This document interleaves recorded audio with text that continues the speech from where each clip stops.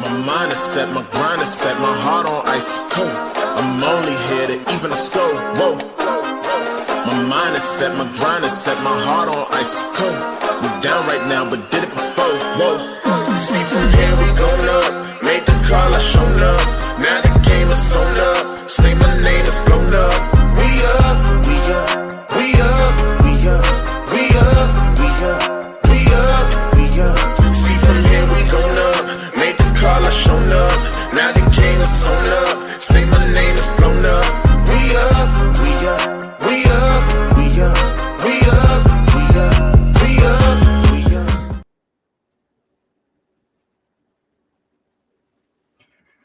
Hello, everyone, and welcome to the Night at One's podcast episode number 76. As a reminder, we are the only podcast that features a former UCF national champion, a former UCF radio host, an ESPN analyst and hoops player, an infamous rapper, our resident influencer and IG star shooting the breeze, talking UCF sports. Remember to like and follow us on YouTube, IG, X, all the fun social medias, and check out the 70 plus teams and conferences on the College Huddle, of which we are a member.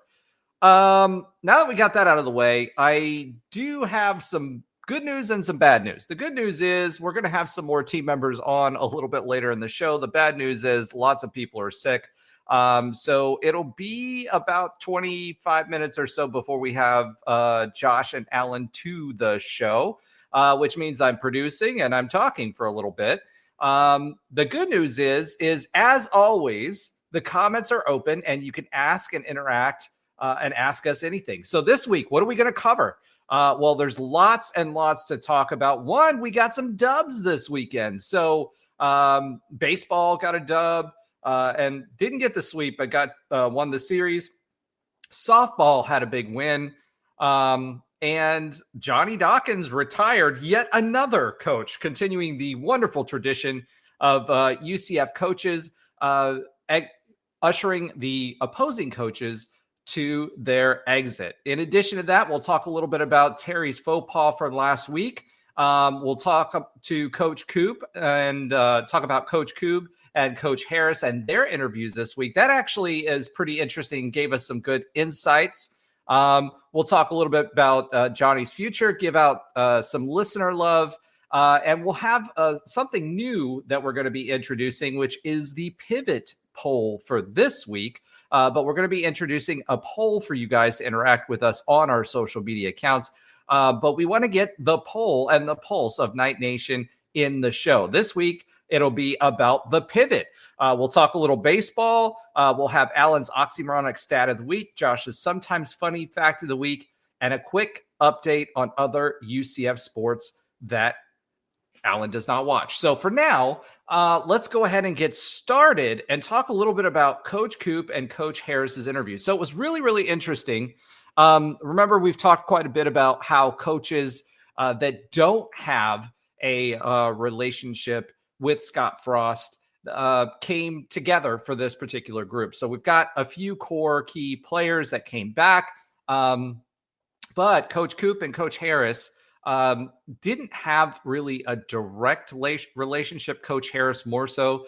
Coach Coop did his interview first, talked a lot about the offense and how we were going to be an attacking offense this year, which is news to Night Nation's ears as it pertains to Scott Frost. And, you know, for us, when we're talking about UCF Fast, I have that t-shirt. I think a lot of you do as well. That's what we're looking for again. And so Coach Coop's history, he met Scott Frost when he was at Portland State, and Scott Frost was at Oregon. It was kind of like a mentor type of relationship where he was learning from Coach Frost. And so he would actually come up there every year and talk football while he was at Oregon. And that turned into a weekly type of conversation that they had in that mentorship type role. When Scott Frost went to Nebraska, he did have a relationship with him there, brought him on staff. And he actually was the interim offensive coordinator in 2021. He then moved on And he's got quite a lot of history with a bunch of different coaches that you would know: Josh Heupel, Scott Frost, and a few others that he's going to draw from to bring to the staff. So let me pause there for a second, because Josh Lazar is last but not least traditionally, but this week he's first. So Josh Lazar, hey, welcome to the stage, my friend. hello world, it's me. And yeah, listen, I I didn't even do my hair. You're like, oh, we're starting at 9. We're starting at 9. And I was like, oh, well, I was trying to roll out this contract that I'm trying to get signed. Well, every cross you want to do for sign, because it's a big one. Yeah. So I'm like, okay, I can get on. And then I come up to learn more about Coach Coop and some of that conversation interview. So that's it's a great start, everyone. Yeah. It's a great start to the week.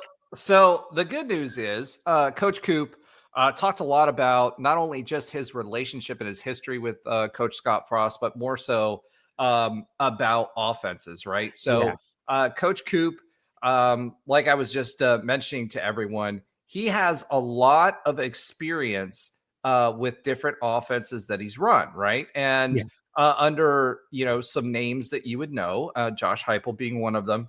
And his is what he talked a lot about in his interview was making sure that he highlighted that they were busy trying to build a staff, busy trying to recruit, but now they're really making connections. He talked about he's got the offense's name down, right, as offensive coordinator, but now he's working on connecting with and learning the names of the other team members, right? Go ahead, Josh.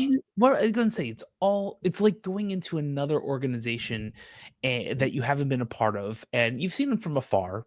You might know one or two people, but everyone else is new.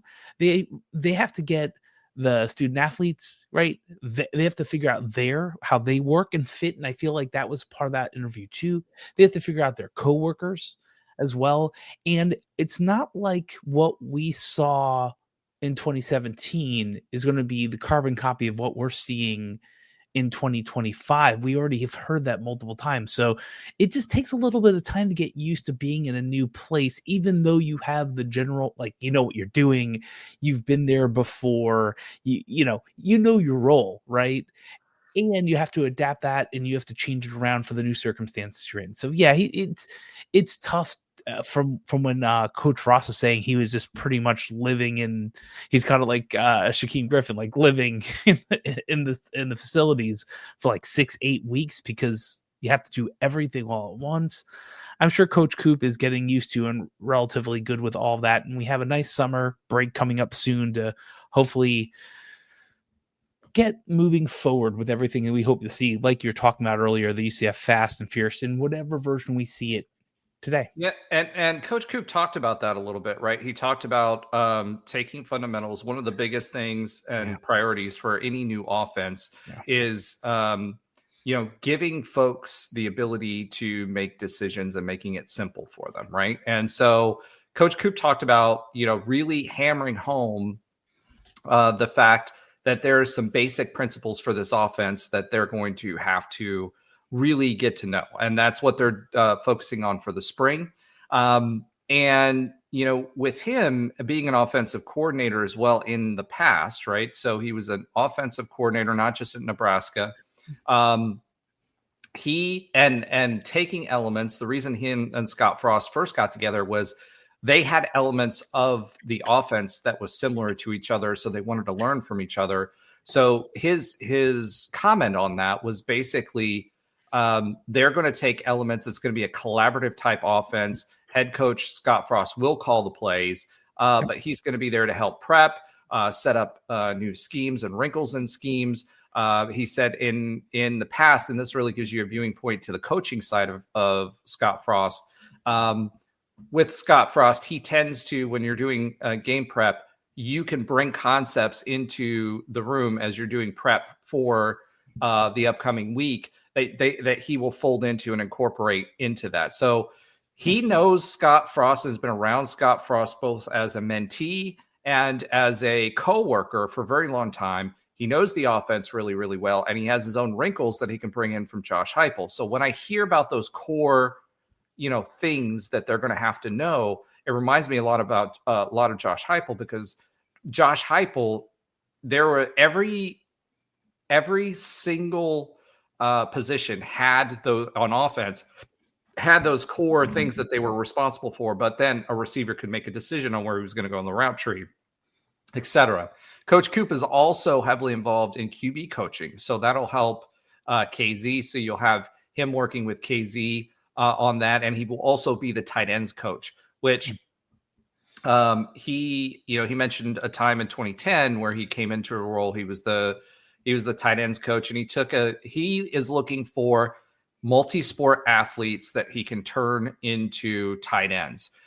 He used an example of a guy named Washington who was a tight end, or was a basketball player, played basketball at the collegiate level, converted him, and a year later he got drafted into the NFL and had several successful contracts since then as a tight end. So he's going to use that as he's talking to recruits. And what's interesting too, on the recruiting vein, he talked a lot about, and so did Brandon Harris, which we haven't talked about yet, but will on his interview. They talked a lot about finding guys that have the right skills and proving to those guys that they can develop them. So, they'll still get the best player available, but to me, that speaks to, hey, whereas before we were diamond mining with those low to mid 3 stars in Frost's offense before, we're going to be our version of diamond mining here is going to be the higher end 3 stars, but we'll still get those 4 stars and 4-star blue chips where we can. So it was really, really interesting to hear the philosophy. Coach Frost, Coach Harris, Coach Coop all talked about making sure that we're getting the right guys that are bought into UCF, right? And with what we heard from Gus was, I'm just going to get the highest talent that I possibly can. And I think that really bled itself into the culture. And we talked a lot about that with Trey Neal. But it was interesting to hear Coach Coop's take from the offense, where it's going to be a multiple offense. So it's not going to be go fast all the time like we had before. You heard that from Scott Frost as well as a warning. Don't expect UCF fast. But if they're going with those core elements, that'll help them install the offense faster. And it means that they will have the ability to go fast when they need to, because they've got those core competencies in place. And we saw that with Scott Frost, and we saw that with Josh Heupel to a different extent and a different way of employing that. Josh? Yeah. I'm excited. Anytime you have a new system, a new boss, a new environment, to me, it's exciting. When I moved in different roles, I always had that first, forget the first 100 days or whatever, but that first year or two, like, I'm excited, we're doing good things. That's a lot of the work I do personally. And I'm excited to see where this all fits. And there's a couple of things I really like. I like that the fan base seemingly will see what happens by December, but the fan base is seemingly okay with, we all see this as a potential rebuild. We're not expecting miracles. I feel like the fan base, if they are to be relatively reasonable, will be in a way where if we see improvement, if there is fight in the team, and we'll kind of get to that in basketball later today, if there is more than what we saw limping across the not even the finish line 4-8 last year, I feel like the fan base is going to be okay with that. And not overly, we're going to be 15-16 and over a year. No, but I do think the big key and what was missing with Gus was progress, right? So we had progress, that we plateaued, and then we regressed, right? So yeah, I think Scott Frost and his team gets the benefit of the doubt, especially since they're installing an all new offense. They're bringing all their players. I mean, he came in late in the cycle, so we didn't get everybody that we wanted. I expect some more transfer activity in the second NIL window that we have. And I don't know if that'll be people moving out or not, because one of the things Scott Frost said, and something Gus didn't do, was he said he'll play the best player at the position, right? So you'll see guys get those opportunities as well, which we really didn't see before. So I don't know, about that. I do know that they will get the benefit of the doubt, but I think what UCF and Night Nation will be looking for, and look no further than 2016, is glimpses and progress. And I think that's really what they're looking for there. Yeah. And so the other part of this, so yes, and I'm excited to even, and it's sad that I'm saying this, that we have someone who wants UCF to succeed and kind of understands us a little bit. And this isn't just like to Gus, nor to Heupel either. There is something missing in most college sports. In basketball, in football, in the revenue generating sports. At one point, it used to be you're playing for, the jersey. And understandably, there are a lot of people who should have been earning money for playing for that jersey over the table, not under the table. So let's just put that to the side for a little bit. I think a lot of people in college sports are not too thrilled with the monetization and the way that it's seemingly affecting athletes. They're students, yes, but athletes. And there doesn't seem to be that pride or joy for your alma mater. And most of the people who are UCF fans, let me get to the point. Most of the people who are UCF fans went to UCF and graduated from UCF. So I feel like the concepts of trying to build up freshmen, trying to get this camaraderie and get bought into a system of play will hopefully permeate that we don't have a bunch of one and done athletes, that they might invest in the area, they might invest in their degree. We'll see how that goes. But there is a business reason for that too, because we would, I want Shaquille Griffin to be around the Central Florida area promoting all the things he does and doing all the great work he does versus Seattle or somewhere else. So I feel like I like this part of what I'm hearing so far too, as well as the excitement of seeing something that's committed to playing the best players, period. Yeah, I think the big difference, Scott 1 versus Scott 2, right? And Heupel or everything else. Scott Frost wanted us to do well, when he took over as head coach the first time around. Difference was, as much as he says, hey, it was a mistake to go to Nebraska, let's be real. When you're on the ascension like that and you're a young head coach and you haven't done it before and you haven't earned the $20 million that you're going to earn from Nebraska yet, right? It's a lot easier to say that once you've already made that generational money. At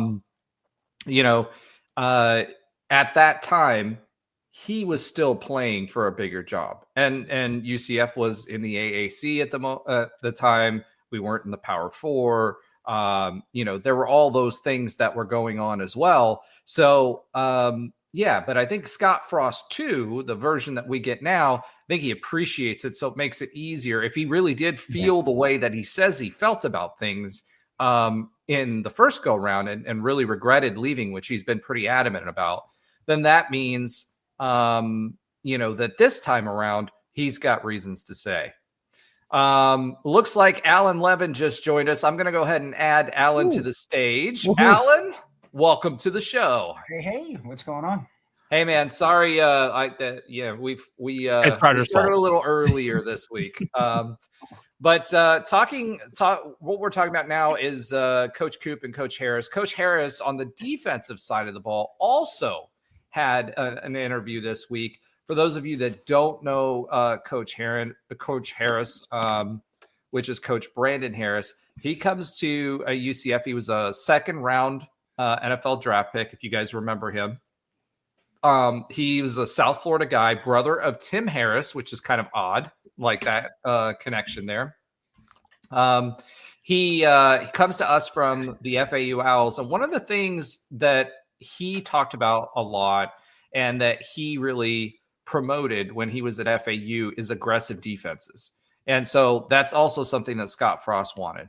And so in his first season in 2022, FAU was tied for 12th nationally in defensive TDs, and he picked off 12 passes.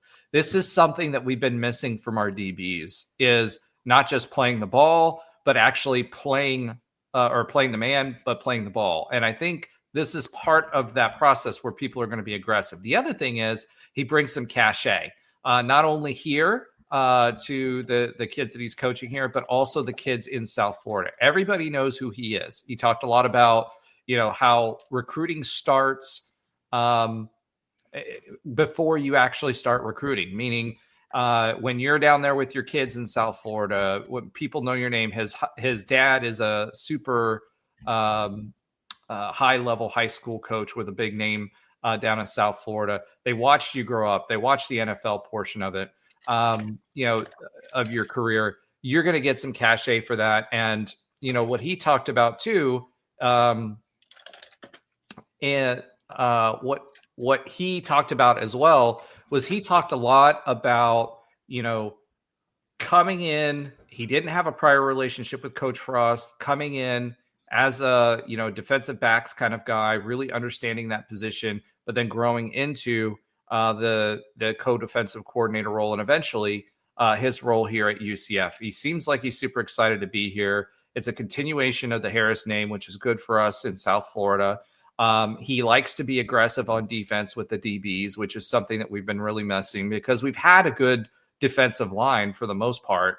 And that's the part that we've kind of been missing. And so I'm excited to see what he can do there. What do you guys think of Coach Harris? Were you able to watch the interview? What were your thoughts? I would say I didn't get a chance to watch that interview.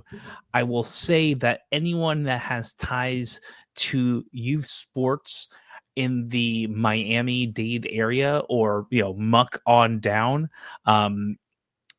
is always good. It's flat out always good. If you get a Belgrade down, you're going to find a lot of people with a lot of talent who are typically really fast.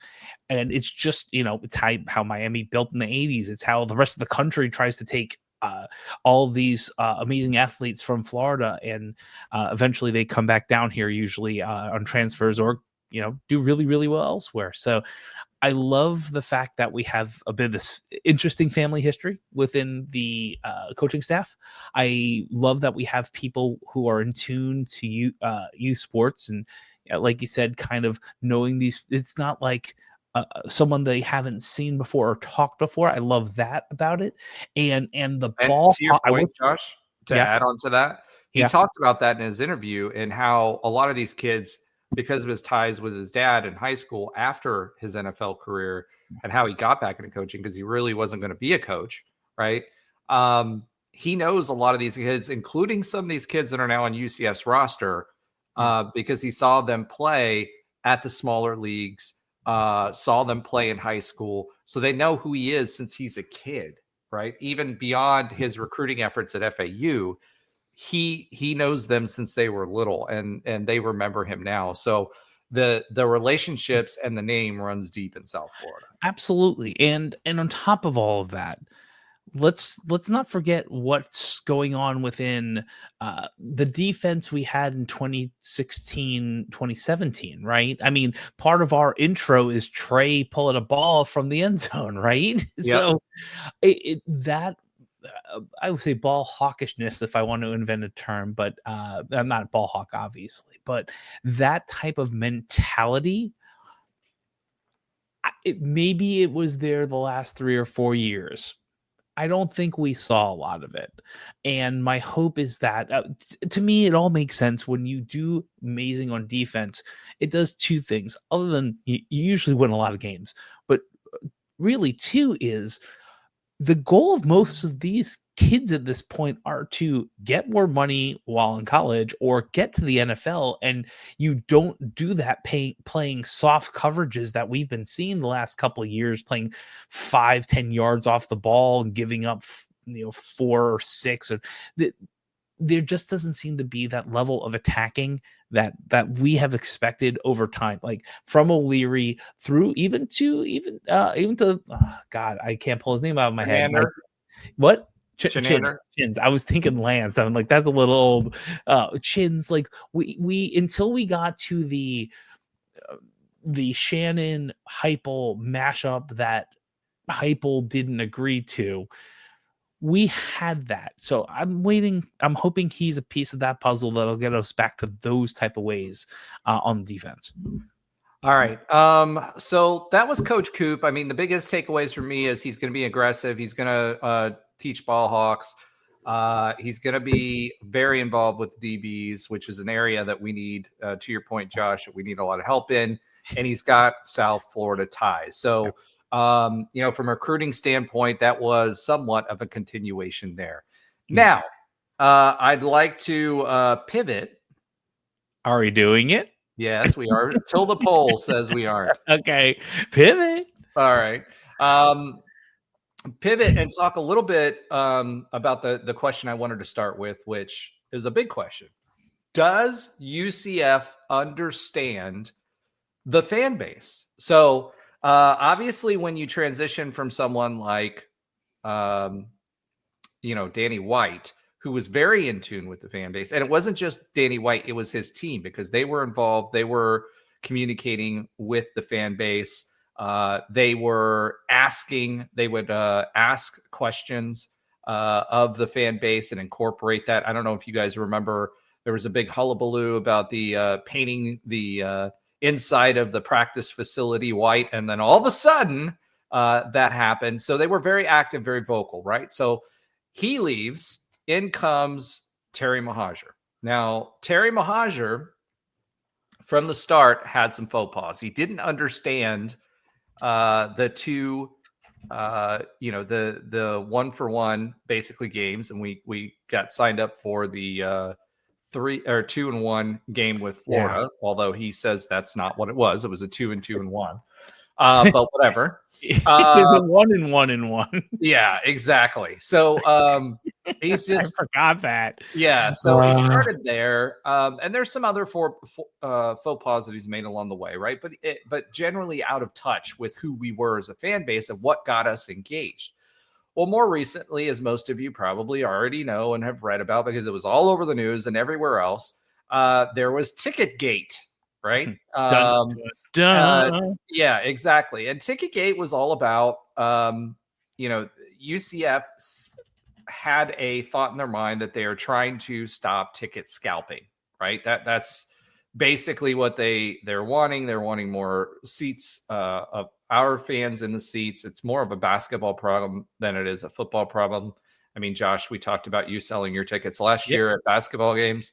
But at the end of the day, they cast a pretty wide net, and they got a lot of long-time season ticket holders entwined in the net. And then once that happened, Terry comes back out 24 hours later, puts out a message to the fan base and said, "Hey, I'm sorry you feel the way you do. That was not our intention." Right? So, instead of, he did say, "I'm sorry," but the way that it's almost like saying, "I'm sorry you feel that way," right? You're never taking ownership of the problem. Yeah. That my wife would not have accepted that as "I'm sorry." Yeah. That's my qualification there. So all this has happened. Terry tried to do a little damage control. The messaging from UCF was not the greatest. We had a ticket rep person out there reaching out to individual ticket holders, and his messaging was not great. It was generally a cluster. Yeah. You know what I mean? Yeah. With UCF, we have core people that have built this program from the ground up. Right. We're part of that, right? We're season ticket holders and blah, blah, blah, and all of that. We've been around for a while, as evidenced by my gray hair. Josh had a birthday, but he still looks younger than I do. And, but we've been around the block for a while. Me since 1999. That's when, that's when I started with UCF. Those are not the people you want to alienate, right? Those are also the people that got us to the point where 2017, 2018 added more fans. So now you've got those people being alienated as well. So the core question comes, does under this administration, because there was a lot of change for the administration that left, and I want to ask this question to both of you, does UCF understand its fan base? And then I'll give my thoughts on that as well. Well, I'll get started because I know that Alan might be furiously typing away. So I have I don't hear another. his keyboard like I normally Yeah, do, well, so I I'm think not well, sure no, he about hasn't muted. That's great. that. So here's two things. First, the first is a question, and this is just rhetorical.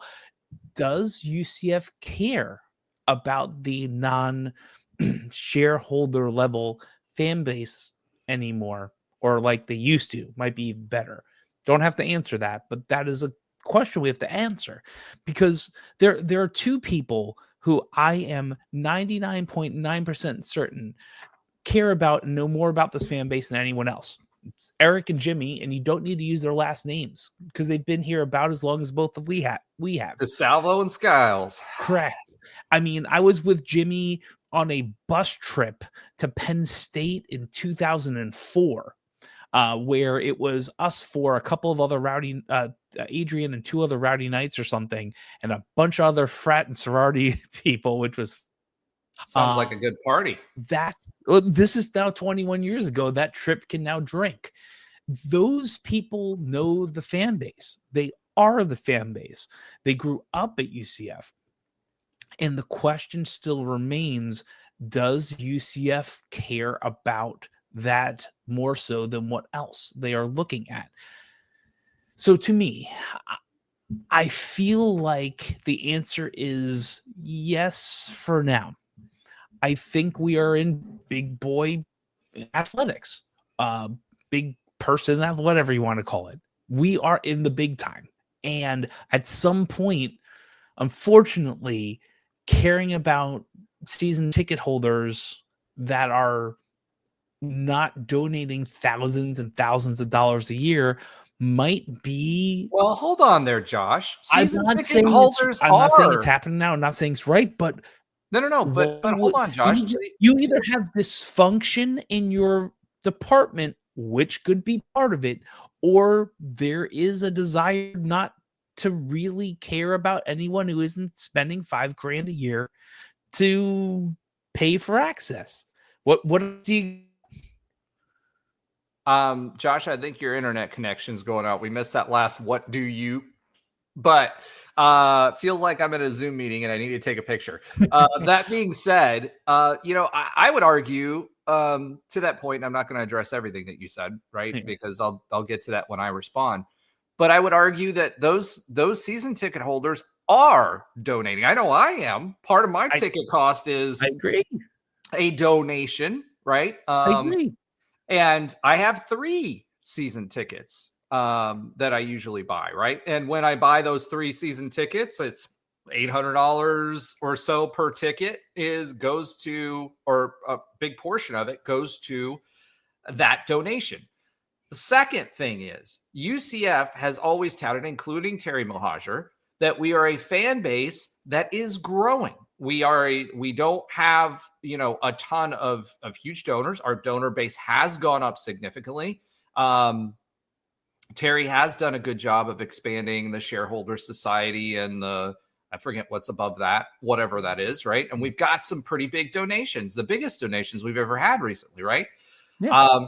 There are a few large donors there's 3 of them that I can think of that are not UCF alum and were, kind of co-opted into donating for UCF. But everybody else, when you see those shareholder society announcements, who are those people?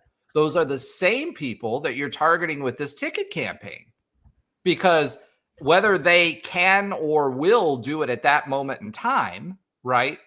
Our strength is we have a ton of people, myself included, in our age range and demographic that are now upwardly mobile as far as income is concerned. And those are the people that are going to become your shareholders. Those people in the cabana, those people in the lower cabana, those people in the lower tower, the tower club, right? Those are the folks that are going to be the ones that become your donors, especially as they age, right? And kids, I've got an 18-year-old kid. My son graduates high school this year. He's going to go to UCF, right?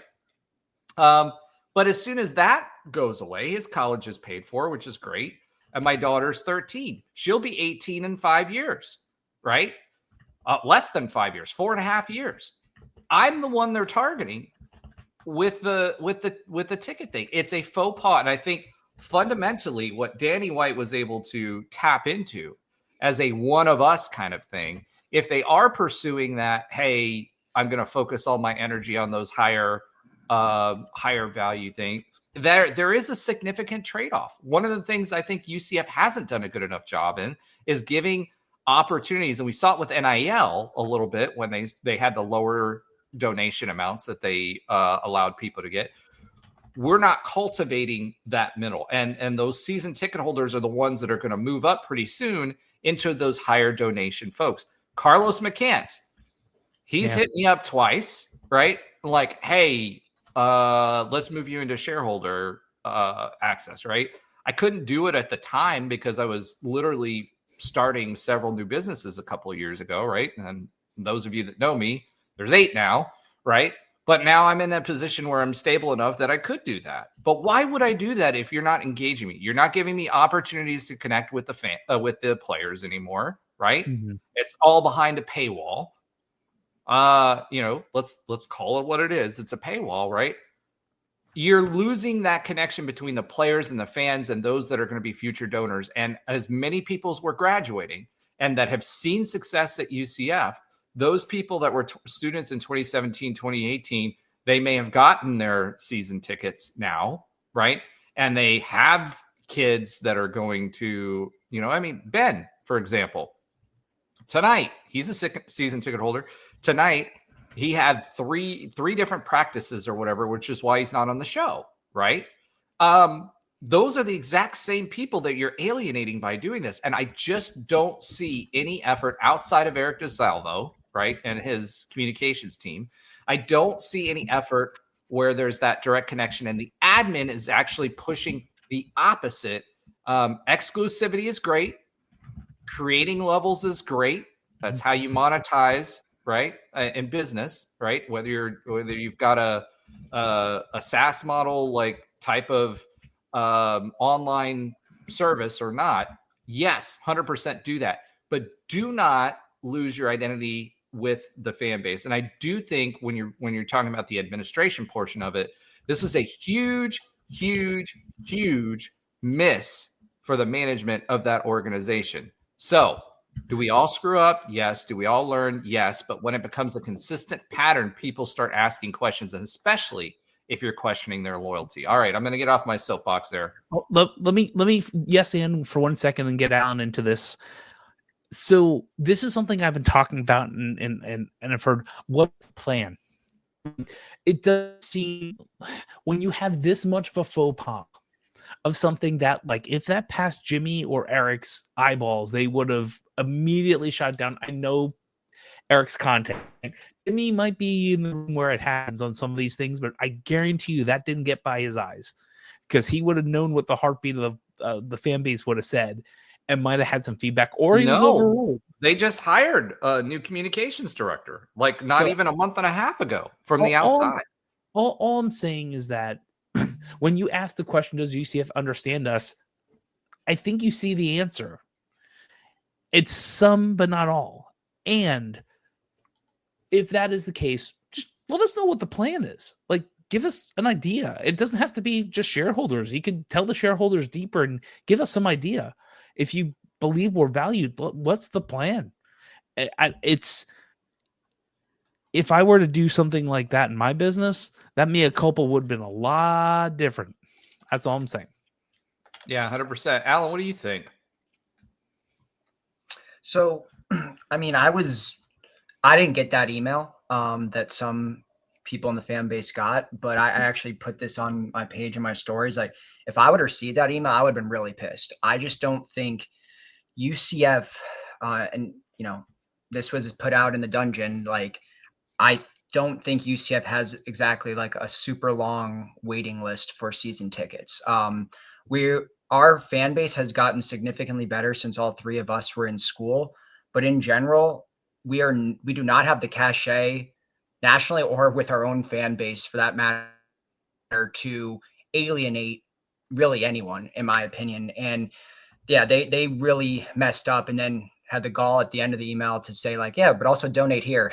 Like if you're going to sit there and take away privileges because you think, you use some algorithm to indicate if someone is, consistently reselling their tickets or whatnot, and then ask for that. I just think, Roger, you had said that the apology wasn't great.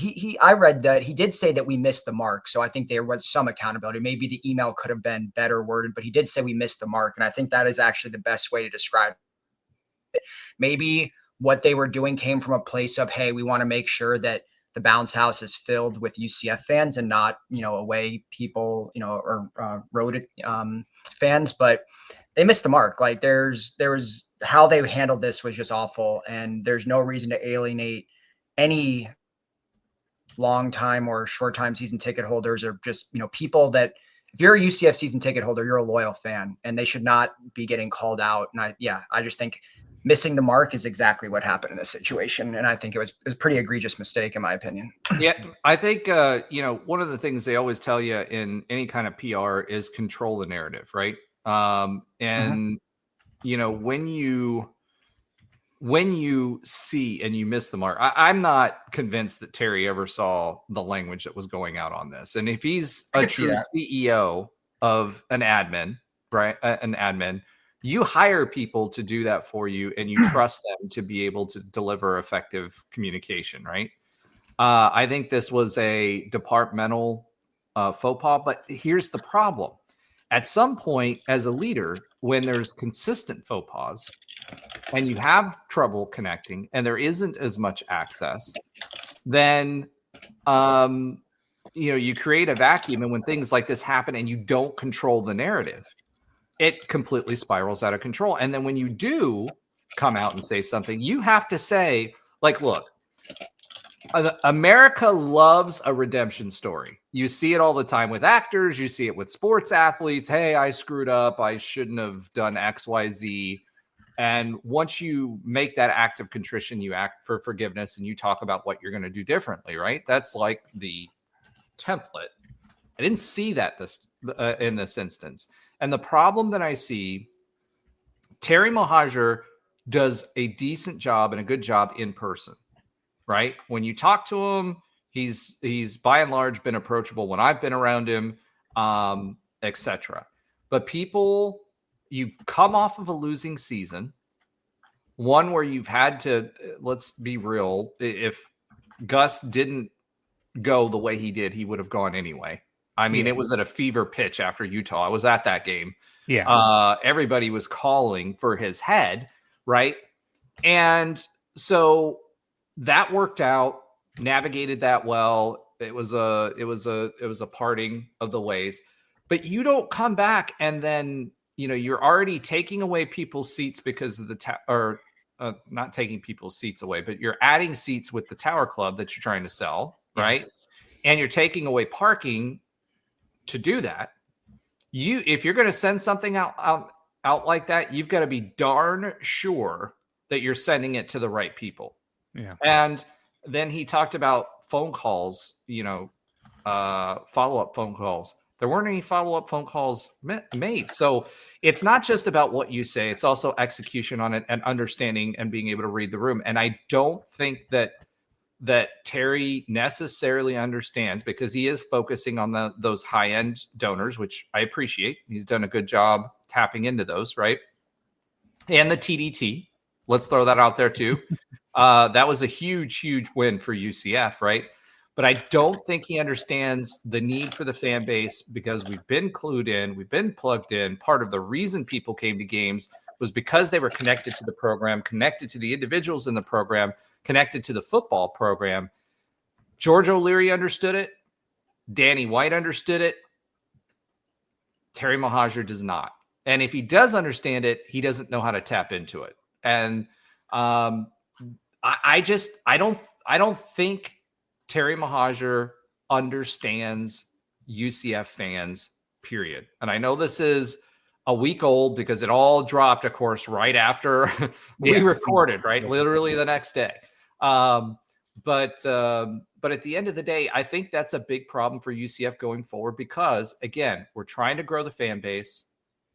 we're trying to tap into and develop those donors that are going to be in that shareholder society and etc. You have to keep them engaged.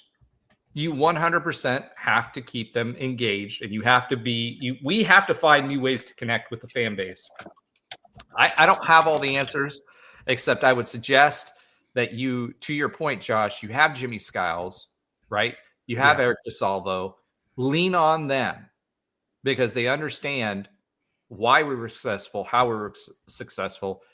Eric DeSalvo, every year, on top of social media, he was part of the on top of the social media awards. And the reason for that is he created content that connected with the fan base, right? And so that drove the views for a smaller fan base, that drove the clicks, that drove the engagement.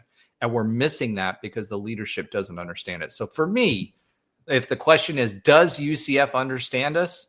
I think at this point with this administration, they have not demonstrated the ability that they do. Thoughts?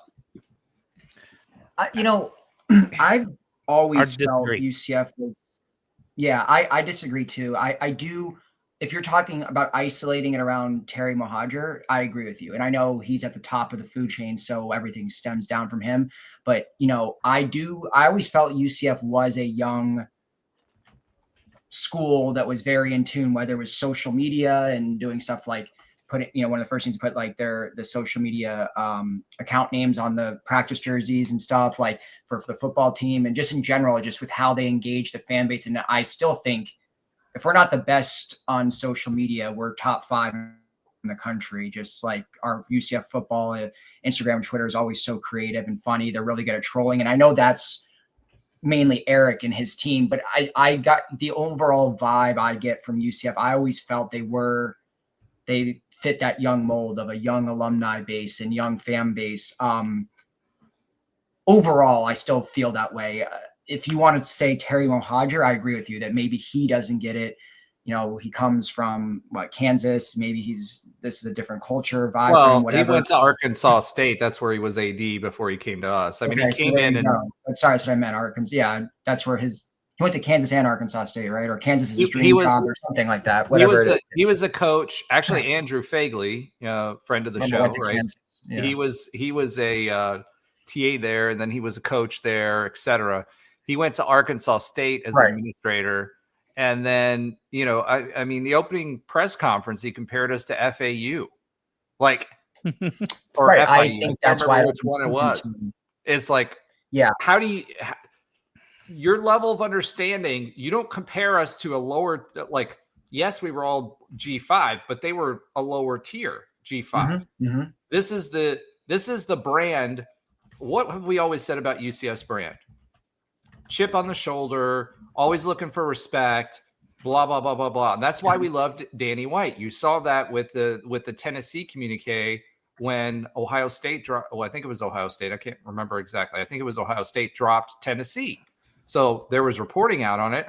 Danny White's personal Twitter account, he comes out and he says what? He says, no, we didn't mutually agree to drop the series. They dropped the series, right? So that chip on your shoulder, that leadership style, that is who we are as a fan base. How, Terry Mohajir comes from the football playoff committee. He was a playoff committee member. He doesn't, he had an opportunity. If he wanted to ingratiate himself with the fan base, the first thing he could have said was, hey, I was a member of the committee. Yes, we make misses. UCF should have been in the playoff, either if not 2017, at least 2018, right? If you had said that, you'd have had the fan base hook, line, and sinker in one of us. Yeah. I never see Terry Mohajir say anything like that. Never. And that was the difference between Danny White and Terry Mohajir. To your point, Eric DeSalvo is still amazing at what he does. And that's what I'm saying. He needs to lean on people like that when it's stuff that involves the entire fan base, right? So Jimmy Skiles, I guarantee you, Jimmy Skiles and Eric DeSalvo were not involved in that communication, at least not on the execution of that communication, right? Yes, you take your analytics, but you understand and you read the room. Now's not the time to do that. Number one, coming off the season that we came off of. And because winning cures all. Let's be real about that, right? And number two, understand who you're alienating. And if you do make a mistake, great. Come out, own it. To Josh's point, what's the plan? How do we move forward? This is what we're doing. And then most importantly, execute on it.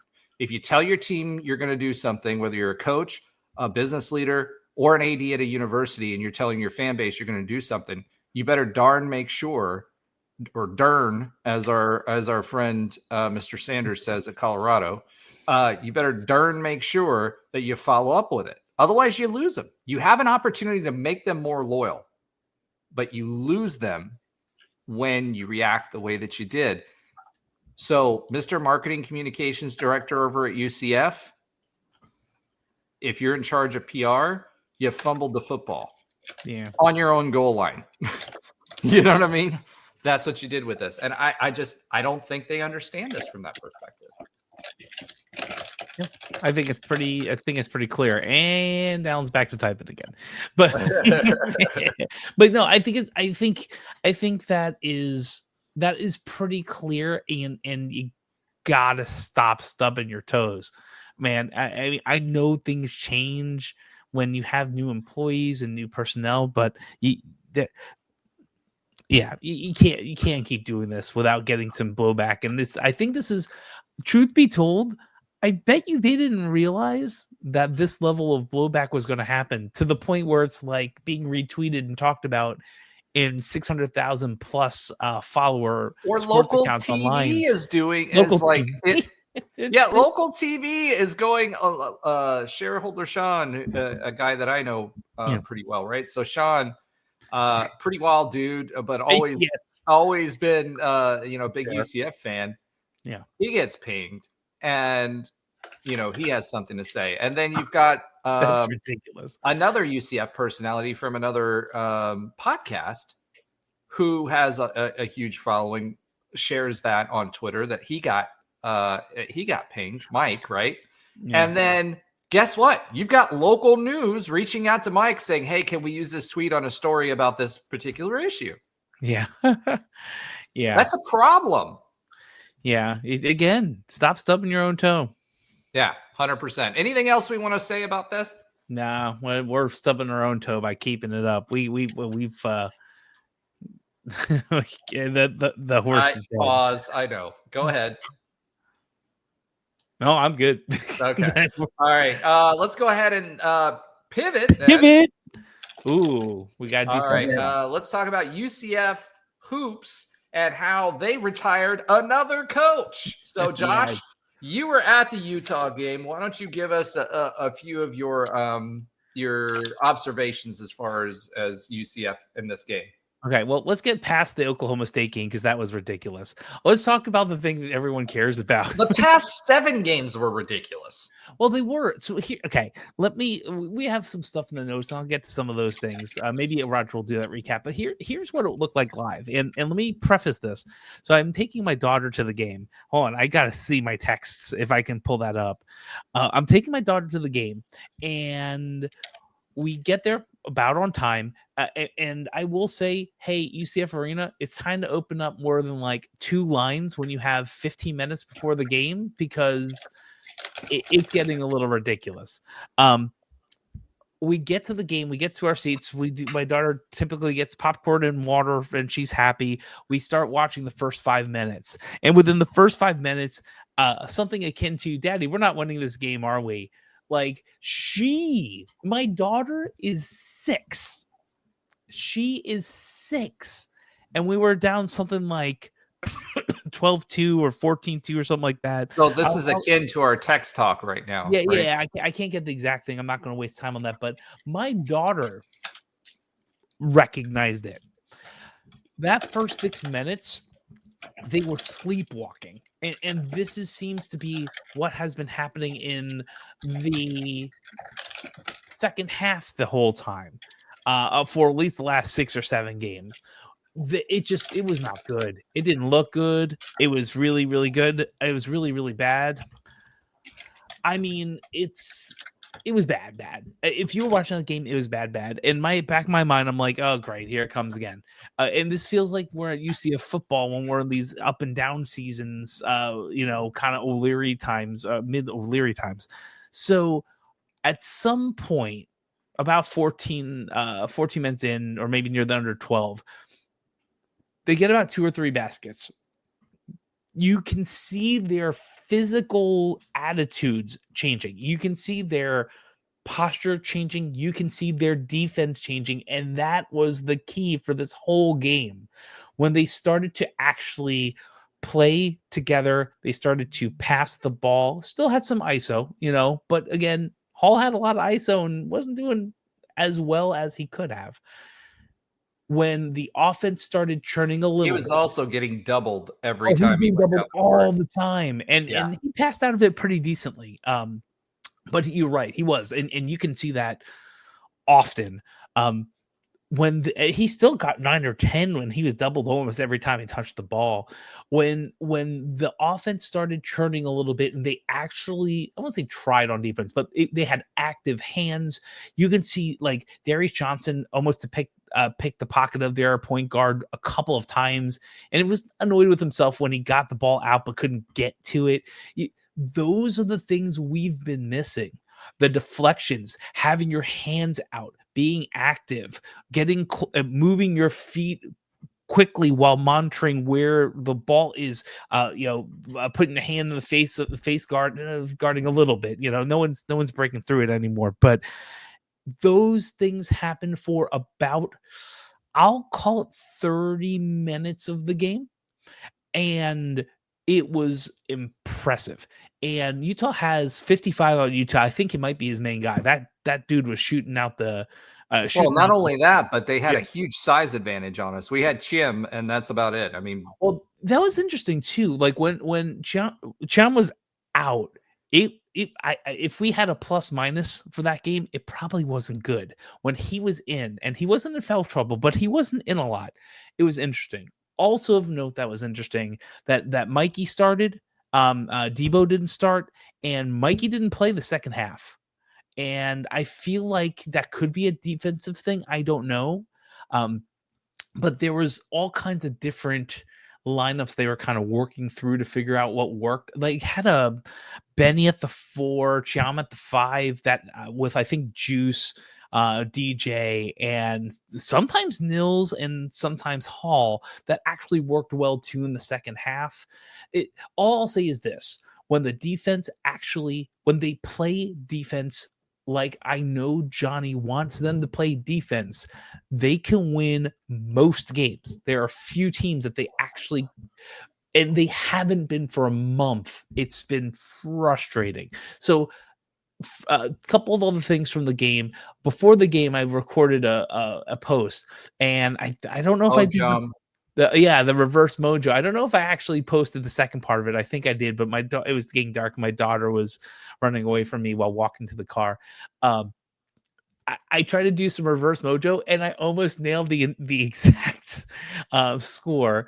A, B, if we get that type of defense, we can score. We know we can score. If we get that type of defense the rest of the way, who knows?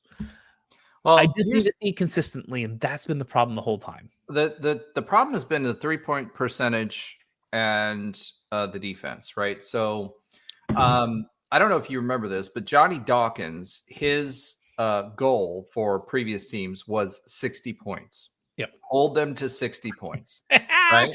Yeah. And our offense was so anemic that sometimes that was a troublesome number to suppress, right? And win the game. This game was no better on the 3-point line. The defenses have shifted to cover our 3-point shooters. DJ has been off. He hasn't been comfortable. We haven't been getting a lot of set shots. So what that means is that instead of running, we ran pick and rolls early, and we're trying to do that in earlier games and all that kind of stuff. You don't see that. You see dribble handoffs, yes. Yeah. You see some weave. Yes.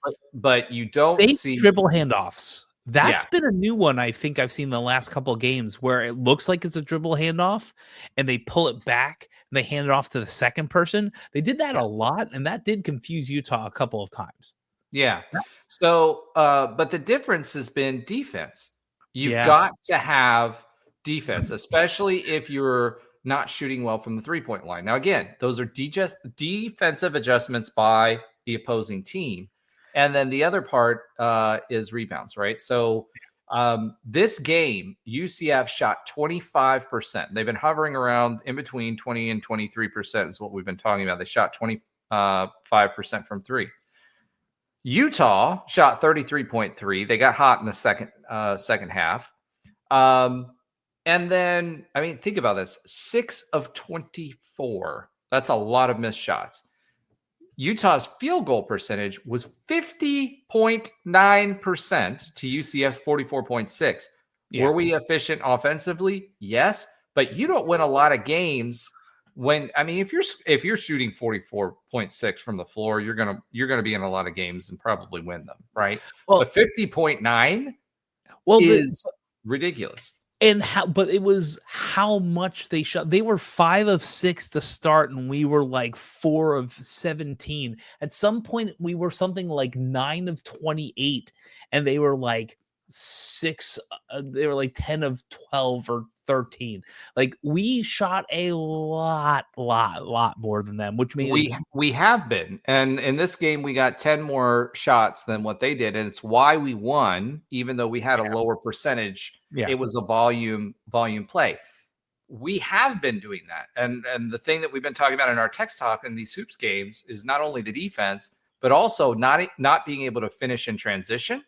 For some reason, we've been missing a lot there. And then a big difference in this game, too, that was a growth for Chiam is his ability to get points off of a rebound. He's getting an offensive rebound and then scoring those points. So those second chance opportunities and putting that ball back into the basket was huge in this game.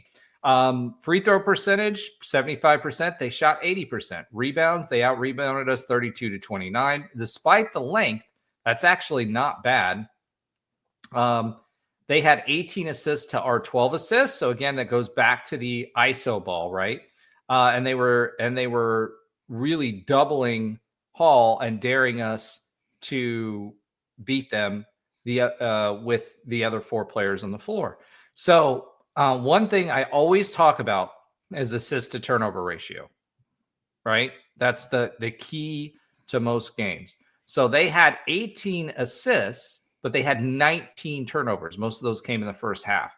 UCF had 13 assists, or I'm sorry, 12 assists, but they had 16 fast break points, right? And 8 turnovers. And so the last game when we played Oklahoma State, we just could not hold on to the ball. So that was really the big difference in this game was the assist to turnover ratio, the rebounds, and the defense, because they held them to 72 points, which we've been in shootouts up to 100 recently. So they did not do well with our zone at all. When we played zone, it completely threw them off. And at the end of the day, we had to play well defensively to win this game, and we did fairly well. Now, there's still Juice is still a liability on defense. Yeah. Right? Big time. If you watch him, he gets lost really quickly on his defensive assignments. And Johnny Dawkins said that after the game is that you have to do that. We have to get them better on their defense. And I know it's frustrating him because that's been his culture for a really, really long time. He's got the offensive producers. He doesn't have the defensive players, but they did enough this game to win. And the energy was different. They didn't look defeated. And it's interesting. At the end of the game, BJ made a comment before DJ came over and talked to him. BJ said, the other commentator said to him, hey, did the senior leadership of this team come over and tell the team, hey, we're not losing, right, this game, right? Because that's what it felt like to him. And so BJ came back and said that should have happened weeks ago. Now, Ben I think it was last week or the week before, actually put a challenge out to the team. He said, I don't want to see that as a former alum, season ticket holder, and a former basketball player do better. And they did better this week. Now, we've got 5 guaranteed games left for the rest of the season. Utah's head coach was fired. So, Yeah. and so the dichotomy between UCF and Utah, right? Yeah. Utah's coach had 4 years, came from Utah State, went to the tournament 4 times in a row. We hired Johnny Dawkins. He's been here what? 9 years? 9 years, Yeah, right? something like that. Yeah. So Utah fired him after 4 years. So UCF again, it kind of puts to me, it puts a spotlight on what are we doing, bro? Right. So, Alan, I don't know if you had anything that you wanted to say about this game or not. About the Utah game. Yeah. Yeah, it was good to obviously see the 7-game losing streak end. That felt eerily similar to the football team's back-to-back 5-game losing streaks the last 2 years. Just that kind of once it really started going, you felt like you didn't know, when the end was, for the losing streak. And, that was something we haven't seen the basketball team do in quite some time. I was looking last year, the longest losing streak we had was 4 games in conference. So to go through a 7-game losing streak, especially again, it's a team like Colorado that hadn't won a single game before they beat us, and then Oklahoma State, who's obviously struggling. Games that we had penciled in as wins prior to the game was disappointing. So yeah, it was good to see them get back. I won't even say get back on track, but just get back in the win column, and maybe build a little bit of momentum going into the Big 12 tournament. Maybe they could steal a game. I don't think we have a lot of hope right now for that, but I think you nailed it on the head. It's the most glaring issues have obviously been the defense, which is the opposite of like Johnny's tenure and usually a staple for UCF basketball under Johnny Dawkins. And then the 3-point shooting. It's something I'll get to in my my stat of the day, but that it's been glaring how bad the 3-point shooting. I guess you could say live and die by the 3 ball, but they've been really dying by it lately. But it's good to see us win, and I don't know, maybe we could close out with a 5-game winning streak or 6-game winning streak to end the year. We'll see. Yeah, and for us to have a chance at the tournament, we have to probably win at least one in the Big 12 tournament, win the rest of the way. And probably to win out to make it to get it at large. So hey, maybe we'll win the whole Big 12 tournament.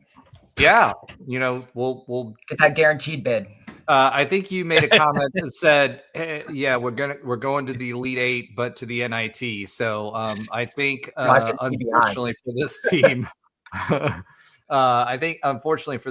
that rings more true than it should. So. All right, let's go ahead and pivot off of the Utes. Huh? I said if we won the NIT, I feel like I was talking about this with a buddy today. That would be a really, really good accomplishment for UCF. Like if we happen to win the NIT, like I'd consider that a massively successful season. I don't. Not the way we started. That's the problem. That's a free fall.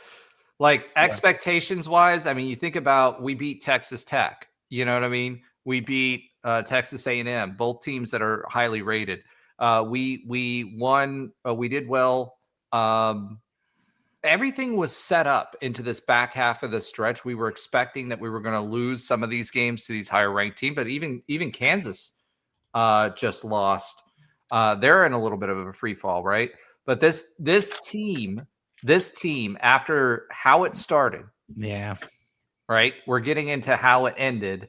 And it's not right now. ending well. So I do hope that they, listen, I want them to be successful. I want them to make the tournament. I want them to make a tournament run. I want Trey's prediction of an Elite Eight team to come true and it not be in the NIT. But I think your joke is probably a little bit more accurate. But that being said, let's talk a little bit and pivot about Johnny's future. Pivot.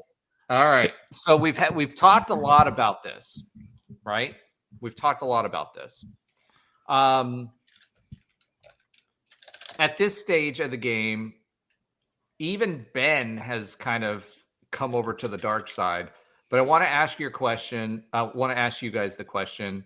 There was a tweet that came out recently from one of the players that basically said, "Hey, Johnny Dawkins is a great coach. Don't give up on him yet, etc." He said in his presser he plans to coach for a long time, so not exactly retirement language. I wouldn't expect him to be that mode in the middle of the season, right? I'd hope that he would continue on so that he could push the team. But realistically speaking, I'm expecting Johnny Dawkins to retire. When we talked about the contract extension that he got, the comment I made at the time was this was a contract extension to get us to the point where we start earning full share revenue from the Big 12 so that we have a starting place to go get another coach. What do you guys think the future for Johnny Dawkins is at this point? If you were to say what you see today.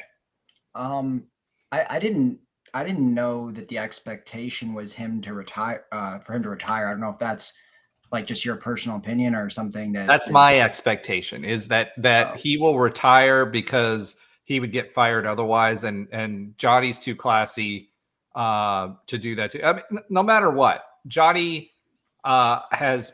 he's tried. He's a statesman as far as the NBA is concerned. He's a statesman in college basketball. He's represented UCF well. I don't think he deserves to be fired. So unless he pushes the issue, it'll be either Johnny walks away from UCF, mutually agree to whatever, separate or whatever. But if Johnny, I think I was kind of waiting to see what the language was in the presser. He's still pushing for, hey, I love coaching. I still like coaching. I want to continue to coach, blah, blah, blah, that kind of language. And I expect that. But I get the vibe that he's going to want to continue to coach.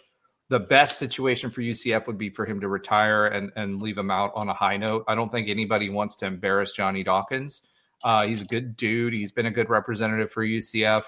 As others have said in articles, he's done more with less. Yes. So I don't think anybody wants to see Johnny Dawkins fired.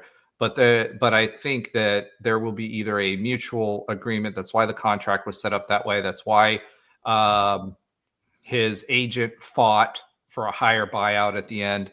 And I think it was set up that way. And it was smart by Terry Mahajer to set it up in a way that gets us through to the full payment so that we can go out and pay a little bit more for a head coach. So that's where I think this is headed. At the end of the season, whether he retires, which is what I think he should do, or whether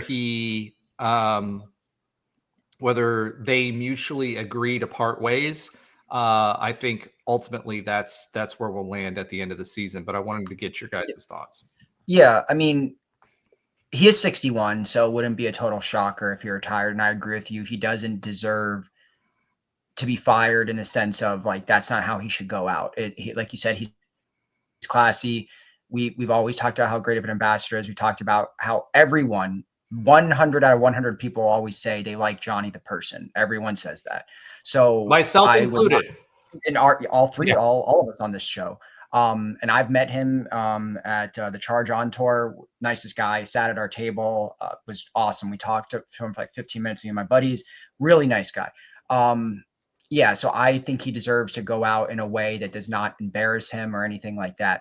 That being said, yeah, I agree that his future at UCF is, it's not going to extend past this year. Unfortunately, there's just after this losing streak and the collapse where just 3 weeks ago, we are at worst a bubble team that has a pretty good shot of making the tournament. If we even go like, a little bit above 500 over the rest of the season, where we're in a pretty good spot to completely collapsing and losing to teams like Colorado and Oklahoma State, 2 teams that we'd already beaten this year. Just there's no reasoning for that. So for that to happen, I think we've all said he has to go. It's unfortunate, but UCF needs a new direction. UCF needs a spark in their basketball program, not just this season in general. And they've needed one for a long time. It needs a shot in the arm, whatever you want to call it. But the excitement around the basketball team has been pretty bad for the last decade, outside of like the tournament appearance and then at spots during this Big 12 era, where last year we had all those unexpected wins. This year we had a really good start, but it's still ending the same way it always seems to end, which is NIT or worse. Outside of 1 year in the last 25 where we made the tournament and won one game in it, it's ending. We may have gotten there from a different path in each of these seasons, but it's time for something to change in basketball, and we need a spark that's going to get people excited. I mean, this is a team that's in the best conference in the country. We want to do something with that. And Roger, like we talked about a few weeks ago on the pod, you said like, we don't have to be perfect anymore like we did in the American in order to make the tournament. So the bar is fairly low. If we can even be a contender in the conference, a little bit, or even just somewhat consistently make the tournament, whether it's a 10 seed, 12 seed, whatever, that's going to be significantly better than the last 2 decades for the most part.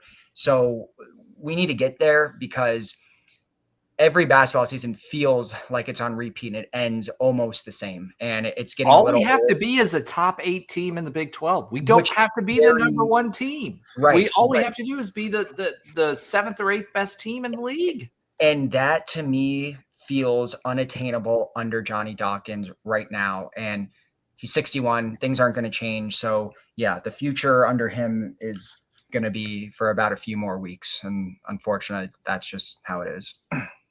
I agree with you wholeheartedly. Okay, let's go ahead and pivot once again. Pivot. All right. So this is why we're getting comments. Yes. So the future of the pivot. Normally, our listeners are in the comments section pivoting with us. It's a little dry this week. I don't know what's going on. I see you guys out there. So hey, if you want to hear about something, you want us to talk about something, please let us know. But for this week's listener love, I'm going to read this comment that we had from Matt Present. Number 1, thank you, Matt, for listening. We do take all of the comments that you guys put out there seriously, and we appreciate when you do interact with us. He says, enough, in capital letters, with the pivot gimmick. It feels so forced and lame. No one on the show is into it other than the point man. I guess that's me. It's giving the HR department. It's giving the HR department trying to make the employee who couldn't care less about a mandatory quarterly meeting where everyone is just sitting there spacing out, and then the boss comes out and says, "Good morning." ... Sounds like my intros.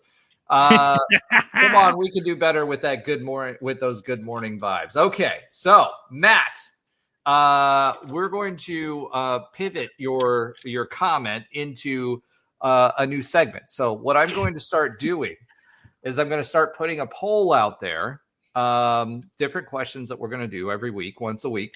And for this week, we're going to do the pivot poll. So the pivot poll is this.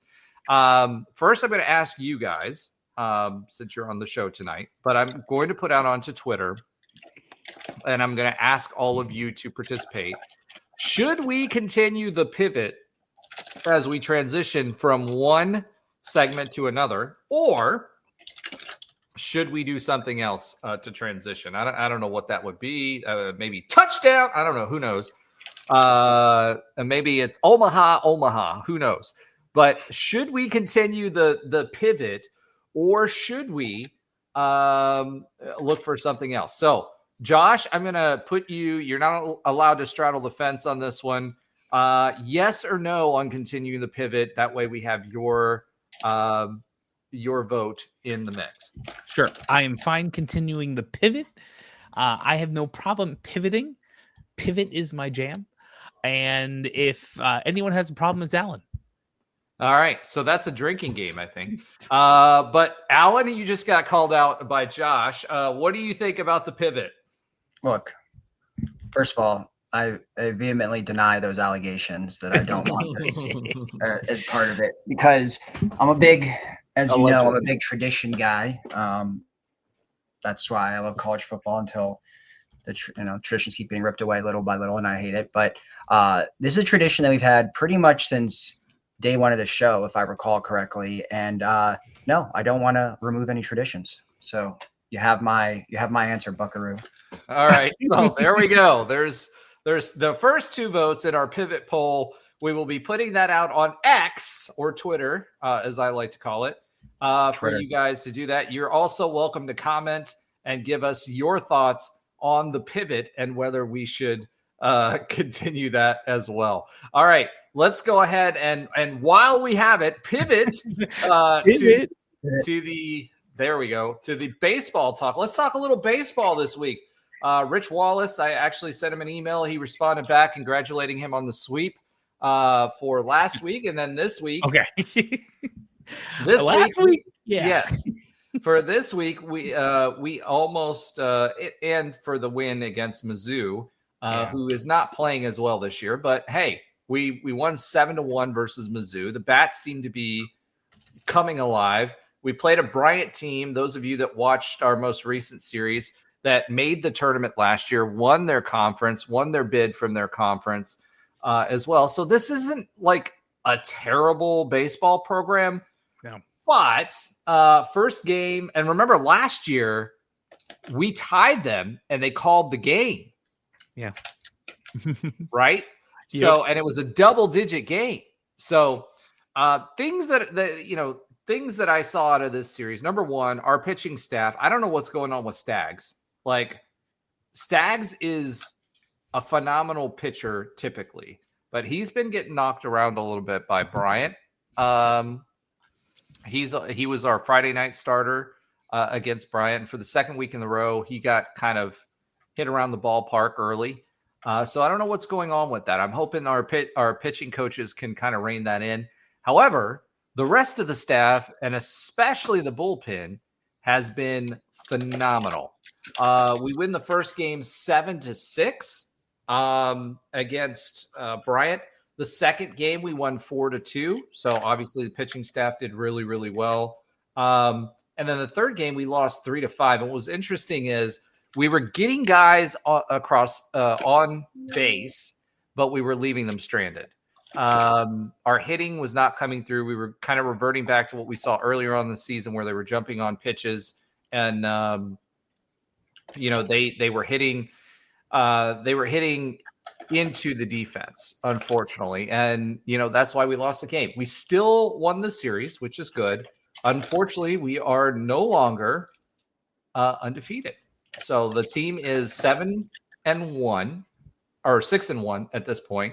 So still great. Having won against Siena, which we expected to win, having beat Mizzou, and now the Bulldogs. Now, a little bit of concern.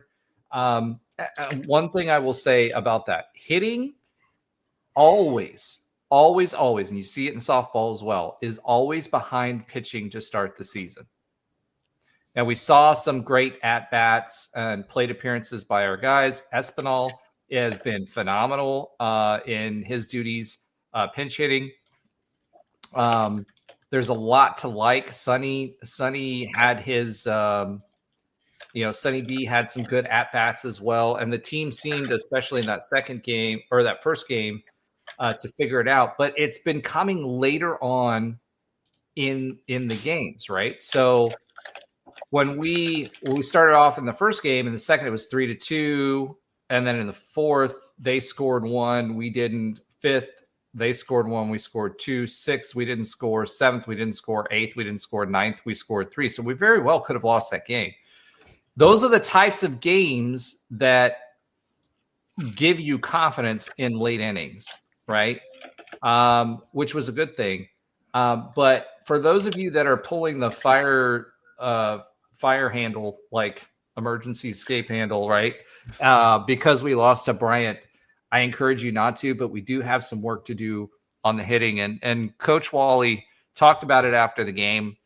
He talked about, how this team wasn't hitting and sitting on the pitches that he wanted. Bryant did a great job in the last game, really playing small ball. And defensively, we've been really, really good. But they got on base and they were able to move and manufacture runs. And we just never got it together there. Towards the end, we got the guys on base, but we kept hitting into the defense. So we could have very well won this game, especially when it was 3-4. We just didn't get it done. But overall, I think it's a good start. We'll be playing Florida Atlantic midweek, which means we're not going to get their best pitching staff at home. It's sponsored by Sonny's Barbecue. So hope if you guys enjoy Sonny's, there will be some Sonny's at the game. And actually, this past week, there's a famous social media guy that talks about hot dogs and assesses hot dogs. And he was at the game, and he mentioned how good our hot dog was because of the bun that we use. So make sure you're buying, as George O'Leary says, if you go to the game, it's a great night at the ballpark. And 2, make sure you buy a hot dog because apparently they're pretty darn good. Scored a 9.3 out of 10. Any thoughts regarding baseball, Josh? Yeah, I am cautiously optimistic. We have some big games coming up soon, and I'll talk about at least some of those later on the things that Alan doesn't pay attention to. So hold on, the segment is things that Alan or sports that Alan does not watch. Let's get that right. Tomato. The fact is that there's a lot to like. There's a lot of growing pains. I was saying pains, but some growing. You come from behind wins, loading up the bases in the 9th inning. Those type of things are good. And I'm not worried about losing to Bryant in the final game of the series. I would like to see pitching get out of the first and second a little better. Everybody has, but Staggs. He's been the only one that's had trouble. Yeah, well, I mean, we need a solid 3 at this point. So I feel like we're in a good groove, and let's see what happens. This week should be a good telling week to see kind of how far we're going. We do have FAU at home. Yeah. And then we're playing at the Cows in West Central Florida. And we've got a 3-game series starting on Friday with them. The Cows have a decent baseball team this year. So it should be a good matchup, and we better win it because it's one of the few games that we play against the Cows these days. But my big concern is more the hitting more than anything else. We've got to be able to take advantage and not strand batters on base. That's a big part of that. And we've got, Dylan King has been playing really, really well for us. Castellano's been playing really good. Sauce has been great. Sosnowski. The one I'm worried about is Tyler Kozera. Now, Tyler Kozera, he's 6'3", 209, right? So he should be a pretty good hitter, but he's definitely been a hole in our lineup. So it'll be interesting to see what happens with him going forward. But a lot of these guys, if you look at the roster, they're 6'2", 6'3", 6'7", 6'4", 6'1", 6'0". So we've definitely upgraded the size of the players that we're getting. And the Big 12 is a good baseball conference. So in order for us to compete, we're going to have to pump up the volume as far as the hitting is concerned.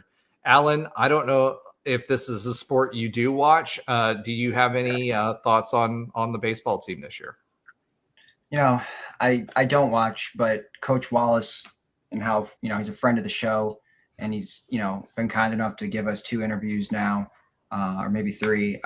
So I feel like I need to start paying attention, because he's been like I said, a friend of the show. But yeah, I mean, I do follow at least the record, and see what's going on, see how competitive we are or not during a season. So obviously a 6-1 start, I'm not going to sit here and say I know a ton about baseball, but I do say that it has some similarities to the basketball team, where they always start out strong in non-conference play. Pretty much dating back to when I was in school, even Conference USA, I always remember us, playing the Siennas and the other kind of smaller schools in Florida.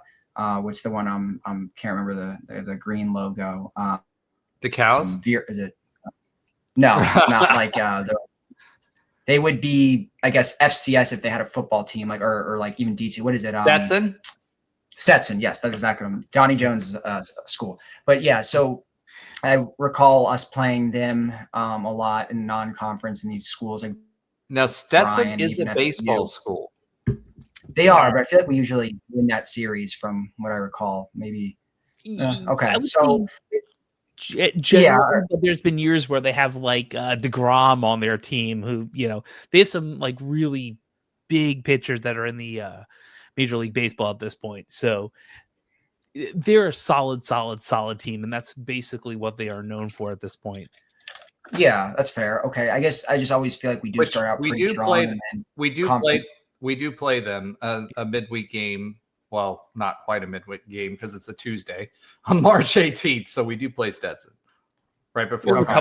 Yeah, I mean, but I guess like Josh said, probably more cautiously optimistic. I'd like to see the baseball team take the next step and get farther than they have ever. I know the Big 12 is a tough baseball conference, and we have looks like some ranked opponents, whether it's TCU, who's obviously usually a powerhouse in baseball, or Cincy's ranked right now. So there's some tough games coming up, but let's just hope the strong start isn't followed by a conference play where we're hovering above 500 or below 500. Yeah, so I think the big thing right now. Remember last year we made a regional, and this team. The hitting seemed like it was stronger at the front end of the season on last year's team, but the pitching is much, much better on this year's team. And the defense is really, really good, where we had some missteps on defense, and we had some injuries. So we had to move people around. Sonny D was injured. We had to move around third base. Lex Bodeker had to move to first base. He's been playing really, really well at first base this year. So I think that this team, the pitching is going to get you in games. I just like to see the hitting catch up to the pitching a little bit faster. And Josh put something in the private chat. I'm not going to put the whole comment out here. You can. Okay. Yeah. I wasn't going to, but Josh says it's sure. Okay. We have a little bit of listener love to give out to Brennan Burke on YouTube and YouTube Shorts. Those glasses look dumb as my guy. So we got a little bit of fashionista advice from Brennan. So number one, we joke, but thank you, Brennan, for commenting and obviously for watching. Listen, all I'll tell you is this. One, first person who's ever said anything negative about my glasses ever. And I have some people who will call me out on stuff. Two, I had a business meeting literally this week where someone who was at a conference pretty much cold called us, didn't interact with anything else, and said, "Hey, we saw you guys and we wanted to talk about this potential opportunity." And when I got on the hurricane, when I got into the meeting in Zoom or Teams or whatever it was, she said, you are definitely the person I remember. No one could forget those glasses. So these glasses might earn me maybe, Brennan, more than you're making a year. I don't know if I want to be that. Whoa. No, It's we a don't big do that here, contract. Josh. No, it's all good. I appreciate the comment. I don't agree. So anyway, but listen, it was a good post. Not the tweet, but the short. The shorts were good before the Utah game. All right. So, Brennan, thank you for the comment. Thank you for the humor. Obviously, Josh didn't appreciate it, but that's okay. The rest of us did. Keep watching. It's not right. It's not right, but keep watching. All right. So I had a quick note here from Alan, and I wanted to give him the opportunity. He had mentioned the Cooper interview. So we had talked about that earlier on in the show, but Alan, your insights are always appreciated. What comments did you have about the Cooper interview? Yeah, I mean, I just know that when this hire was announced, it was initially and maybe still met with a lot of skepticism, basically because Coach Cooper has not really coached at a Power 5 level other than, I guess, when he was at Nebraska as more of an analyst. So he's never really had a position role or obviously as big as offensive coordinator at a Power 4 level. Obviously, he's done that at schools like, Portland State, but that's not the same as UCF or the same as the Big 12. But the interview that he did just recently have, the one that you guys discussed, it kind of made me have a little bit more trust in him, and I kind of understood a little bit more into why Frost hired him. To me, obviously their relationship mattered, but it does seem like Coach Frost has a lot of confidence in him and has really coached him up, and and Coach Cooper even said, he's a fan of Coach Frost. And obviously he's been around him at multiple locations, Oregon, and obviously Nebraska.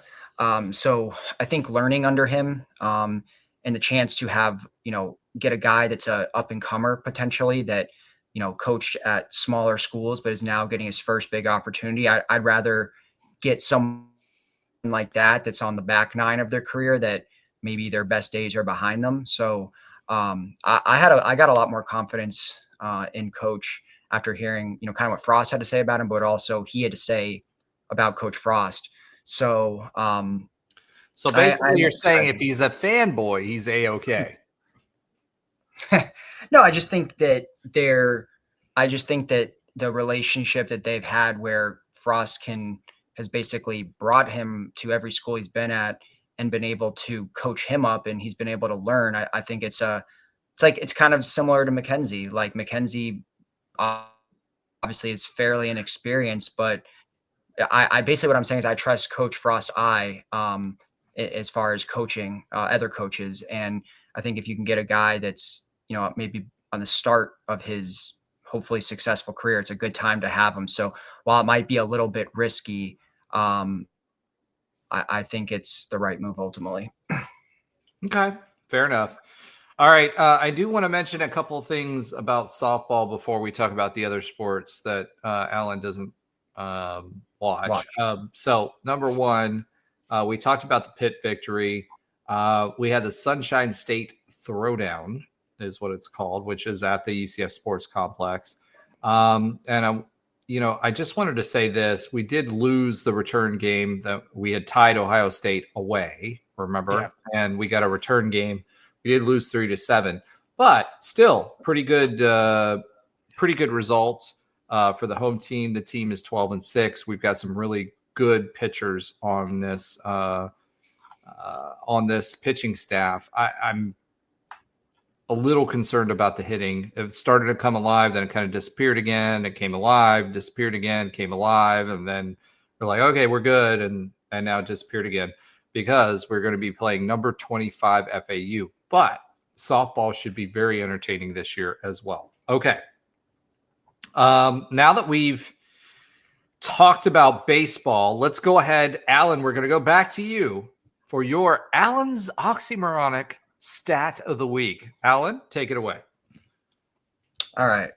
So, obviously talk about the basketball team. They did just end their 7-game skid.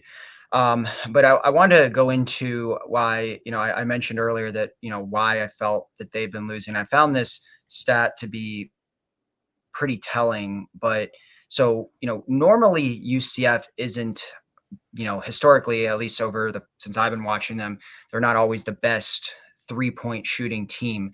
And that's illustrated in an entire Coach Dawkins era.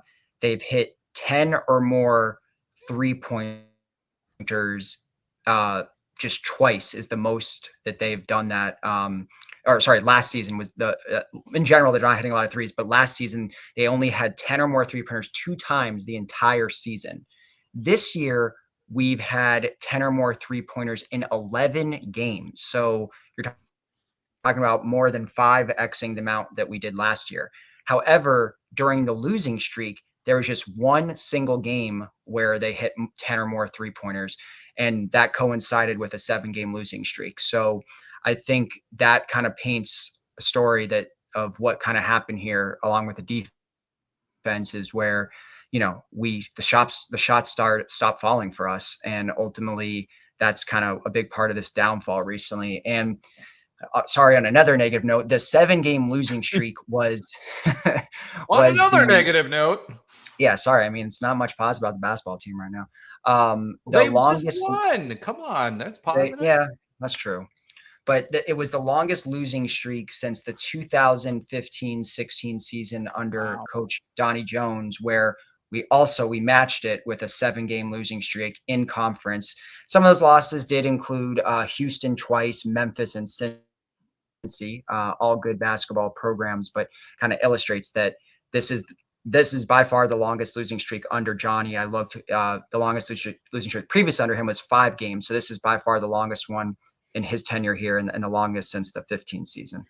Yeah. So kind of reinforces what we said earlier about what we expect to see for the rest of the season. But I will say there is some positivity in Night Nation. I will say Utah I saw some comments out there about Utah being a bad team. They're not a bad team. No. They're not the team that Utah expects, which is what I think the dichotomy is there. Utah expects to win. They were, and they're willing to spend to do that. I'm hoping that UCF does the same. All right, Josh, it is time for your sometimes funny fact of the week. Take it away.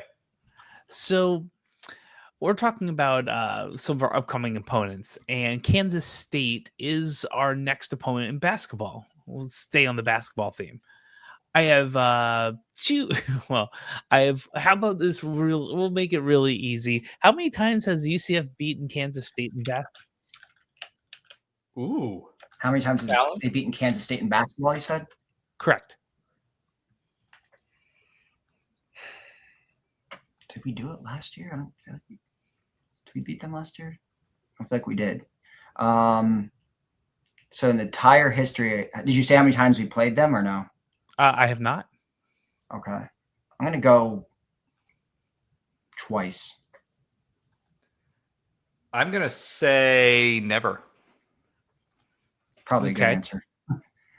So let me add a +1 to our question. How many times have we beaten Kansas State in football? Ooh, never. I don't think so either. Never. So Roger is correct on both. We have never beaten Kansas State in basketball or football in our history. We've played Kansas State 3 times in basketball. We have lost all. We've played Kansas State 2 times in football.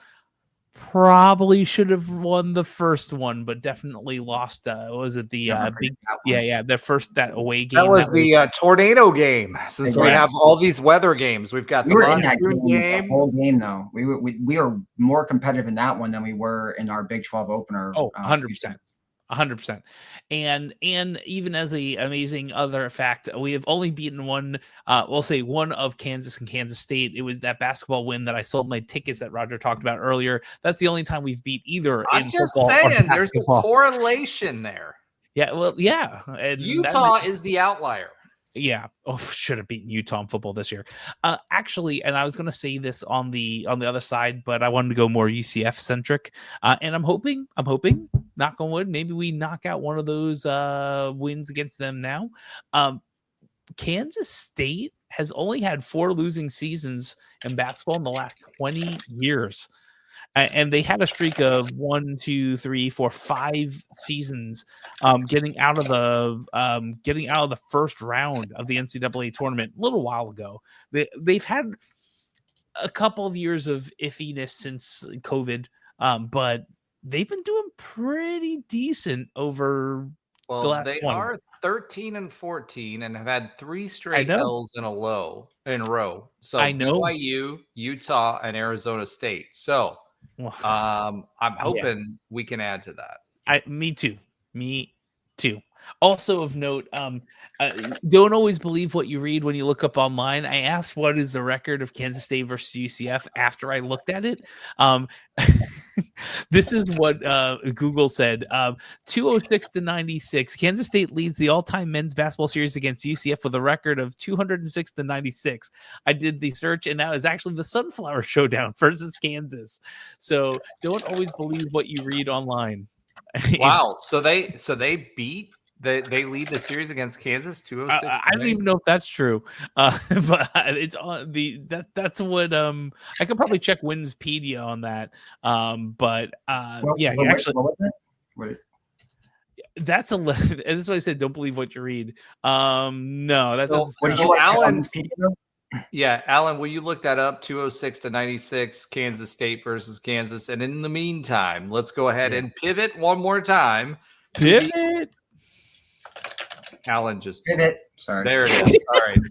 Quick update on other UCF sports. He's in favor of the pivot, but does not participate. Okay. Quick update on other UCF sports that Alan does not watch. All right, let's talk about women's basketball. We're no longer in the basement, baby. I feel like Dick Vitale. We pulled off another win, a barn burner versus Texas Tech, winning 61-60.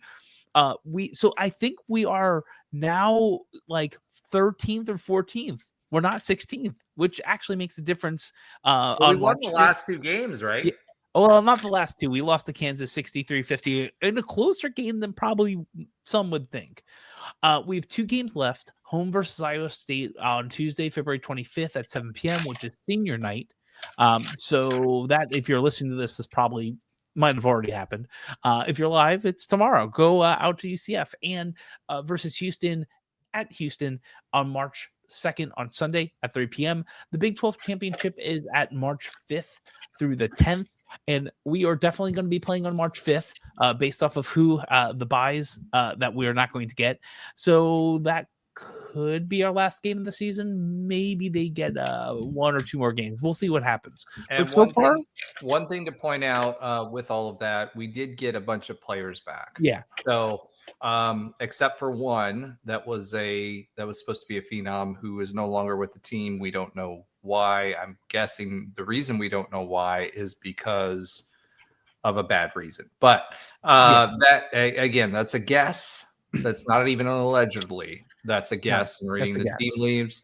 But we did get several of our players back. Some of them that were out for multiple months that have come back, and I think you're seeing the results of that. Yeah, competitive games. It's nice. Maybe it's not coach's fault completely. Anyway, let's get back into baseball. We did I'll pass baseball. We talked about we're playing the Cows in a series in Tampa on Friday, Saturday, and Sunday. We're playing FAU midweek on the 25th at 6 p.m. We talked enough about that. We'll move on to our ranked team. So our number 20 women's tennis team, they lost to FAU in Boca, but they beat Penn 6-1. We get in the conference next week, and this is when the ranked or highly ranked teams, like top 25 and highly ranked teams, start. So we have Kansas State in Manhattan. We have this little twofer in the Midwest. We have Kansas State in Manhattan on Friday, February 28th at 5 p.m. and number 16 Oklahoma State in Stillwater. That's on Sunday, March 2nd at 2 p.m. Number 11, men's tennis. I wasn't on the show last week, and I see you guys talked about how we did. We had that great win versus it was at Ohio State, and then just got blanked the next 2 games by Stanford. Stanford, and I forgot who else it was. Another 2 top 10 ranked teams. So it happens. We got back to our winning ways. We beat UAB 4-0 and number 71 Stetson. See, they're pretty good in tennis too, Alan. 6-1. Well, we're on a break until 3-7. Is men's tennis ranked? They are number 11. They might go down after that. I thought so. You didn't mention it. I was like, I know we were highly ranked. Yeah, we were. Yeah, I said number 11 men's tennis. I started their winning ways. Oh, I didn't hear that part. Sorry. It's in the copy. Maybe it didn't weave in, but yes, we are ranked and doing well. It's a tennis. Thank you for USTA for building in Lake Nona, because we're obviously getting not only the coaches but the players who want to play where the USTA is. And we did lobby for that, by the way. We did what? We lobbied for that USTA center. Yeah, 100%. And Lake Nona is wonderful. And I've been to Eagle Creek a couple of times because we do some golf tournaments out there. Lake Nona is wonderful and has way too much traffic. But anyone who lives out that way already knows that.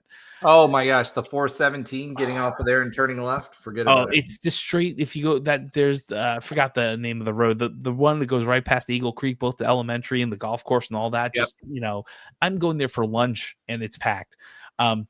Softball is 12-6-1 with 5 of 6 wins in the Space U Classic this week. We had a no-hitter versus Quinnipiac 3-0, and it was interesting. I didn't see a walk in the stat sheet, but maybe I didn't look at the full box. So but it was a no-hitter nonetheless. We also had wins versus Pitt 4-2, versus Florida Gulf Coast University 2-1 and 4-2, and we hit Columbia out of the park 8-0 in 5 innings. Only loss, as you talked about earlier, was to Ohio State, which we were tied against in the other coast. We lost, unfortunately, 3-7. So we have, as you well know, softball plays a lot of games, like 50, 60 or so a season. We are going to the team is facing number 25 FAU in Boca. We talked about this earlier on Wednesday, the 26th at 5 p.m. That'll be a good test. And then we have 5 more games at the Plex for the Charge On Classic. We got to do Charge On Space U. We got all the classics. We're going to be playing on Friday, February 28th, George Mason at 2 and Providence at 7 p.m. And oddly enough, we have 2 on Saturday. That's not the odd part. We're playing Providence back-to-back games, again at 4:30 p.m. the next day. So that'll be interesting. And we're playing North Florida at 7 p.m. The last one on Sunday on March 2nd is at 12 p.m. versus Georgia Southern. And last but certainly not least, the women's track team, track and field is going to be happening. The Big 12 championships are in Lubbock this week. Hopefully we win some races. All right, so that is the Josh Lazar team, is the track and field team. All right, final thoughts this week. For me, basketball was the big conversation this week. I do think that it's great that we won, but I'll reissue the edict or the challenge that Ben Stout did. Show us, you sent that tweet out this week that you're all on board and that you want to protect Johnny Dawkins. I think Johnny Dawkins, unfortunately, is a foregone conclusion either way. But I show us. You said you care about Night Nation. You're sorry. Show what you did in the waning minutes against Utah. Show that defense. Show that effort that we've been looking for. And let's go get some dubs. Outside of that, congratulations to the baseball team and Rich Wallace, and keep going. Football, I want to caution and say, hey, I think we all realize this is a rebuilding year, but let's keep that in mind during football season, please. And, other than that, thank you all for watching. Thank you for commenting. Thank you for liking. Thank you for sharing it with your friends. So please continue to share it with your friends. We appreciate everything you do. Go Knights, and Charge on. There we Charge go. on, baby. That was pretty good. It was close. With enthusiasm. It was wonderful. Pivot. Pivot.